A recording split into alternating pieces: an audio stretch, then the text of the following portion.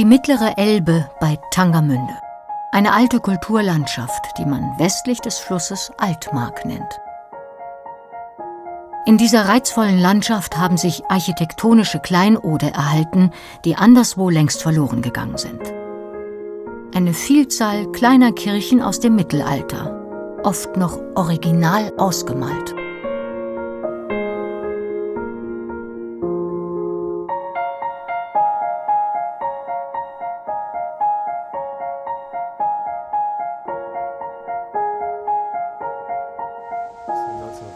St. Constantius in Buch ist so eine Kirche, in der sich mittelalterliche Wandmalerei erhalten hat. Denkmalpfleger des Landesamtes für Denkmalpflege und Archäologie Sachsen-Anhalt machen sich vor Ort mit dem Zustand der Malerei vertraut.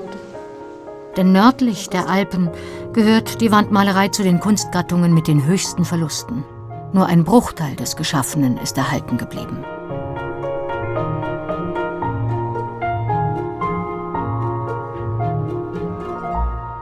Ja, das Besondere an den erhaltenen mittelalterlichen Wandmalereifragmenten ist, dass sie aus sehr unterschiedlichen Zeiten stammen. Wir haben an der Ostwand relativ großflächig und sehr gut erhaltene Wandmalereien aus der Mitte des 13. Jahrhunderts, also romanische Wandmalereien. Wir haben an der Südseite eine Darstellung des St. Martin. Das ist eine Wandmalerei, die wir so um 1400 bis 1430 datieren. Und wir haben an der Nordseite ein Fragment einer Christophorus-Darstellung, die vermutlich so um 1500 entstanden ist. Dieser Schatz bedarf besonderer Pflege. Als einmaliges und wertvolles Kulturerbe des Landes Sachsen-Anhalt werden alle Wandmalereien systematisch erfasst und in einer Datenbank für die Öffentlichkeit und die Fachwelt zugänglich gemacht. Ein Kooperationsprojekt mit den Aktionsgruppen Uchtertanger Elbe und Mittlere Altmark, das durch den Europäischen Landwirtschaftsfonds für die Entwicklung des ländlichen Raums und die Evangelische Kirche in Mitteldeutschland gefördert wird. Also es gibt eine Erfassung von Architekturen oder Gebäuden aus romanischer Zeit. Das heißt, wir sprechen da vom 12. bis 13. Jahrhundert. Und da sind 250 Kirchengebäude auch festgestellt worden. Und das heißt, es ist ein enormer und einzigartiger Reichtum, der hier in der Altmark erhalten ist. Das ist eine enorme Dichte. Also man sieht schon, man kann fast von einer flächenhaften Errichtung von Kirchenbauten, nicht nur in den Hansestädten, wir haben ja hier 7 Hansestädten im Mittelalter, die auch sehr bedeutend gewesen sind, sondern eben auch in der gesamten Fläche, also auch im ländlichen Bereich. Rund 60 Gebäude mit mittelalterlichen Wandmalereien haben sich erhalten. Beinahe 20 weitere sind belegt. Insgesamt werden etwa 150 einzelne Wandbilder in der Datenbank erfasst. Die ältesten stammen aus der ersten Hälfte des 13. Jahrhunderts, der Großteil jedoch aus der Zeit seit Mitte des 15. Jahrhunderts.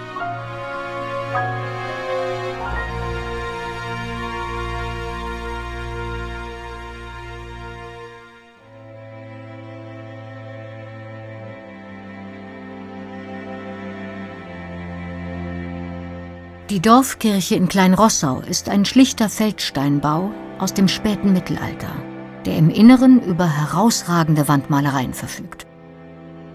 Hier haben sich großflächig Malereien erhalten, die einen Eindruck geben, wie die Innenräume einmal ausgesehen haben.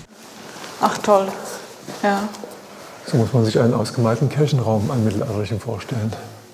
Oh ja, was haben wir denn da alles, ja? Fangen wir oben an, genau, mit der Erschaffung der Welt, ja. Weißt du? Erschaffung der Welt, genau. Daneben dann der Sündenfall mit Adam und Eva. Ja, wohl Malschichtverlust, ne? Ja. Gut.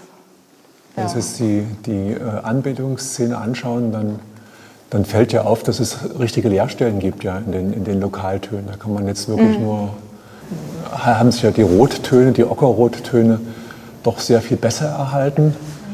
Erstaunlich ist, dass das Grün noch da ist, ja, weil das sind auch meistens. Aber das ist ja dieses, was heute genau, dieses bläuliche, dieses kühle Grün. Ja. Ich denke, dass man gerade hier an dieser Kirche sehr schön einen Einblick in eine voll ausgemalte mittelalterliche Kirche gewinnen kann. Also weil alle Flächen rundum, alle Wände des Kirchenraumes auch bemalt sind. Und diese Buntheit, diese Farbigkeit und dieser Bilderreichtum, den man im Mittelalter gehabt hat, der wird hier, glaube ich, sehr anschaulich. Wie die polychrome Malerei den Eindruck des Kirchenraums verändert, ist hier sehr schön zu sehen. Die Wände sind nicht nur zu monumentalen Bildträgern umgeformt, sondern die Bildinhalte beziehen sich auch auf die liturgische Ausrichtung des Kirchenraumes. Einmalige Zeugnisse mittelalterlicher Frömmigkeit, die ein ausgeprägtes künstlerisches Schaffen in der Altmark belegen.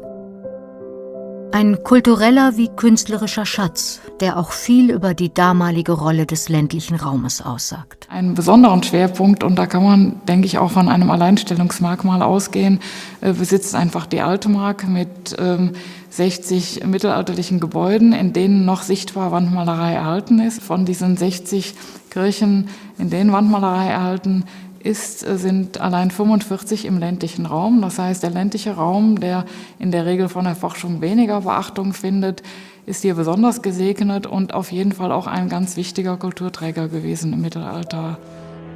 Durch das Forschungsprojekt Mittelalterliche Wandmalereien wird nun erstmals eine Bestandsaufnahme möglich. Neben der Wandmalerei-Datenbank werden auch interdisziplinäre Untersuchungen durchgeführt, bei denen die Fachbereiche Bauforschung, Geschichte, Grafikdesign, Kunstgeschichte und Restaurierungswissenschaften beteiligt sind.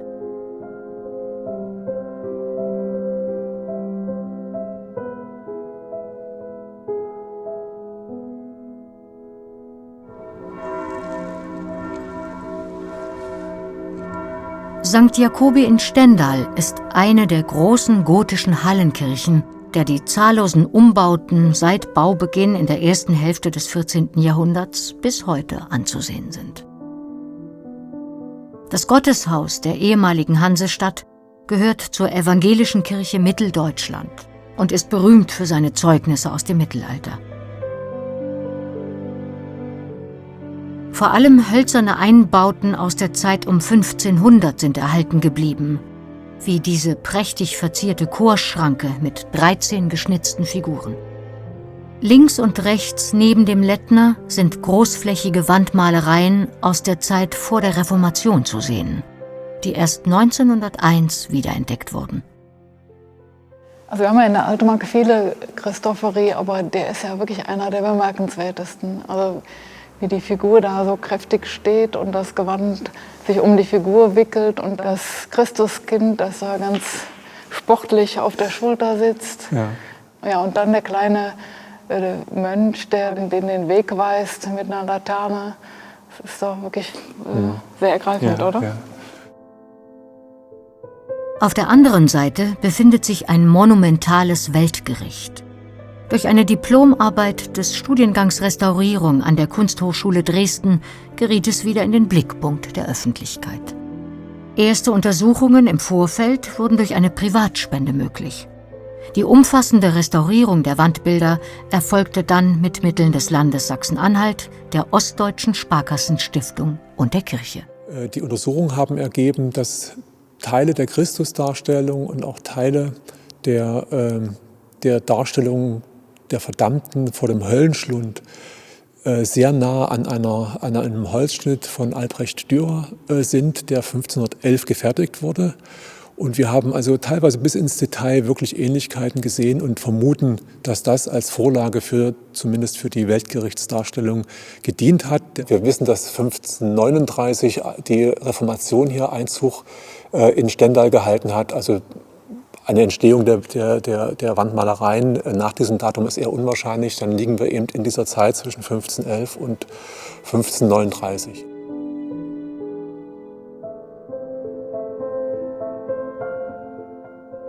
Um 1520 steht Stendal wie ganz Mitteldeutschland im Zeichen der Reformation. Die alten Vorstellungen haben ausgedient. Verdammnis, Höllenqualen und Christus als Erlöser der Welt stehen nicht mehr im Zentrum des Glaubens. Dass das Wandbild nicht zerstört, sondern nur übertüncht die Zeiten überdauert hat, gehört zu den echten Wundern.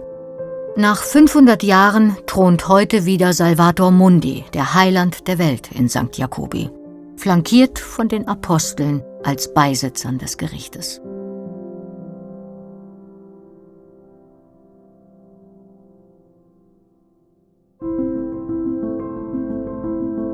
Die Dorfkirche in Ypse wurde Ende des 15. Jahrhunderts zum Teil auf den Sockelmauern eines älteren Vorgängerbaus errichtet. Vereinzelte Mauerwerksreste der romanischen Kirche sind noch vorhanden, ebenso Reste von Wandmalerei.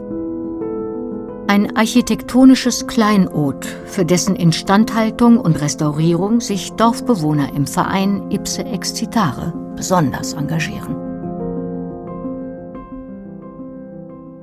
Wir wissen richtig gesichert, dass der Ort an sich 1238 das erste Mal erwähnt wurde. Aber unser Kirchenbuch, das wir haben, fängt leider erst 1571 an. Ja? Wir gehen davon aus, dass auch 1238 hier schon eine Kirche stand, sonst wäre die Erwähnung eigentlich sinnlos, aber wir können es halt nicht belegen. Deshalb brauchen wir wirklich zwingend eine Bauforschung hier vor Ort, um in unsere Geschichte etwas tiefer eindringen zu können. Einen ersten Hinweis auf ein unbekanntes Kapitel Baugeschichte gab es beim Aufräumen des Dachstuhls. Bei den Bauarbeiten am Turm wurden Bretter entdeckt, die etwas ganz Besonderes sind. Bei Bauarbeiten am Dachstuhl oben und am Turm sind Bretter entdeckt worden, die auf einer Seite bemalt waren. Das sind die Funde vom Dachboden der Kirche. Und sie stellen die Decke dar, die ursprünglich zu dem heute sichtbaren Bau gehörte. Und wir nehmen an, dass es eben um 1510 zusammen mit der Kirche, also mit der Errichtung des Dachstuhls, eingebaut worden ist. Kommen wir zu einem wahrscheinlich lange Zeit zugebaut gewesenen Ornamentstück, was noch völlig authentisch erhalten ist. Was so typisch ist für Schablonen, sind dann immer diese kleinen Dreiecke, hier so diese schwarzen Sachen. Das ist Schablone und das ist wieder freie Zeichnung, auch das hier. Also diese Kirche steht in der Nähe von Salzwedel in Maxdorf und sie ist auch dendrochronologisch untersucht worden. Das Holz stammt von 1498. Und da unser Holz datiert ist um 1506 und wir annehmen, dass die Kirche wahrscheinlich 1510 fertig geworden ist, liegt das gar nicht so weit auseinander. Und auch die Ornamente, die man hier sieht, die sind doch manche sehr vergleichbar mit den unseren. Selten haben sich hölzerne Decken und ausgemalte mittelalterliche Innenräume so gut erhalten wie hier in Ypse. Vegetabile Motive und Szenen aus der Passion Christi schmücken die Wände. Gemalter Glaube als Zeugnis großer Frömmigkeit, die in den mittelalterlichen Dorfkirchen der Altmark wieder zu entdecken ist.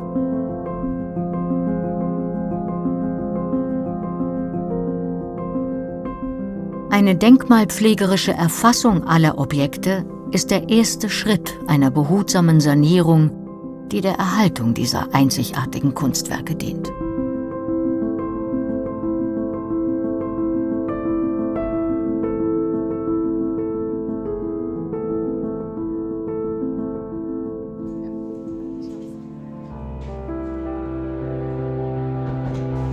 In der Dorfkirche von Kratz, einem Ortsteil der Gemeinde Arendsee, haben sich Wandmalereien erhalten, die nicht einfach zu entdecken sind und auf den ersten Blick auch recht unscheinbar wirken. Ich glaube, das geht. Also mal hier ein bisschen, Geht's gut, ja. Geht's? Ja, wunderbar. Oh, sehr schön. Das ist ja eine Überraschung. Ja, das ist sehr, sehr skurril und aber auch schon beeindruckend. Das sind also nicht nur irgendwelche Skizzen, das wirkt sehr skizzenhaft, aber man sieht, dass die gesamte Form sehr akkurat mit einer Ritzung vorgezeichnet wurde. Also es gibt auch tatsächlich einen Zirkelschlag. Wenn man diesen kreisrunden Ausschnitt nimmt mit den beiden Augen, den angedeuteten gebogenen Schnabel, den spitzen Ohren. Ja. wirkt es doch eher wie eine Eule. Und dann haben wir hier noch einen Rest, der sich erst erschließt, wenn man weiter weggeht. Also der dürfte doch zu diesem Fisch gehören, oder? Ja. Und der Fisch ist ja doch sehr groß, also von da nach da. Ja. Also hier sehen wir jetzt nochmal den Fischkopf, dort ist der Fischschwanz. Es gab also doch einen sehr monumentalen Fisch für diese kleine Kirche, der jetzt natürlich durch den Fenstereinbau stark gestört ist, das Fragment. Und man muss sich wahrscheinlich vorstellen, dass das Fenster in der Sohlbank sicherlich höher lag, wenn es hier jemals ein Fenster gegeben hat. Und dass natürlich die Lichtverhältnisse dadurch auch ganz andere waren, wie wir sie heute wahrnehmen. Die Lichtführung im Kirchenraum und seine Wandmalereien zeigen, dass das Mittelalter gar nicht so finster, sondern bunt und voller Zeichen war. Auch außen sahen die Feldsteinkirchen ganz anders aus. In der Fassade sind noch immer die Ritzungen zu sehen, die die verputzten Flächen gegliedert haben. Der Begriff Feldsteinkirche entstand, als man noch zu wenig über ihr ursprüngliches Aussehen wusste. Also die heutige geläufige Betrachtungsweise Feldsteinkirche muss man eigentlich revidieren, weil das waren eigentlich verputzte Bauten und die waren farblich gestaltet. Diese Fugenritzung, quasi die Lagerfuge, angedeutet hier als Ritzung in Rot, und hier haben wir dann die malerisch ausgeführte Stoßfuge, auch wieder in Rot, und das setzt sich dann hier auch wiederum fort. Also das ist ein sehr schönes Beispiel einer Außengestaltung. Ja. Leider ist sie in beiden Teilen verloren, aber hier in der Altmark ja doch noch sehr erstaunlich umfangreich erhalten. Ja, umso mehr müssen diese Befunde eigentlich erhalten werden. Und Graz ist eigentlich wirklich ein sehr prominentes Beispiel, wie man sich so eine ursprüngliche Außenfassung auch vorstellen muss. Hier endet die Suche nach den Spuren des Mittelalters in der Altmark. Um die Wandmalereien auch für die Zukunft zu bewahren, wissenschaftlich zu erschließen und der Öffentlichkeit zugänglich zu machen, initiierte das Landesamt für Denkmalpflege und Archäologie Sachsen-Anhalt dieses einzigartige Forschungsprojekt. Doch am besten kommen und überzeugen Sie sich selbst.